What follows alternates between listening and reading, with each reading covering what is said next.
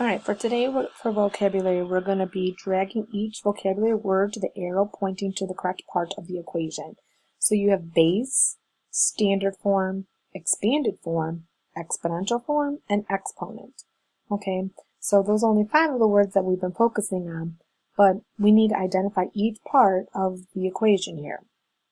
So we have an arrow pointing to the 32, we have a bracket that's bracketing the 2 times 2 times 2 times 2 times 2 times 2.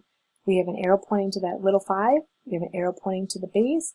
And then this arrow is being pointed to this entire 2 to the 5th power. Okay? So let's start off with the word base. Remember, base is the number that is being multiplied repeatedly. Okay? So we're going to drag that base to the 2 because the 2 is what's being multiplied repeatedly.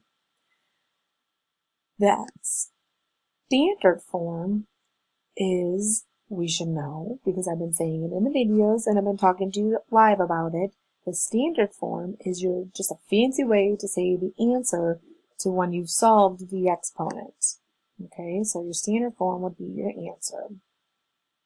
Expanded form, remember I told you expanded form is when you take your exponent or your exponential form that's being shown here and you are breaking it, making it expand, get longer. So the only thing that's getting longer here is when we do our repeated multiplication of the 2. So our expanded form is the 2 times 2 times 2 times 2 times 2.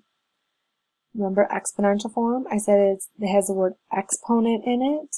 So you see the word exponent and it's saying exponent in it. That means that you're going to have an exponent in that form that you have. So that would be the whole 2 to the 5th power.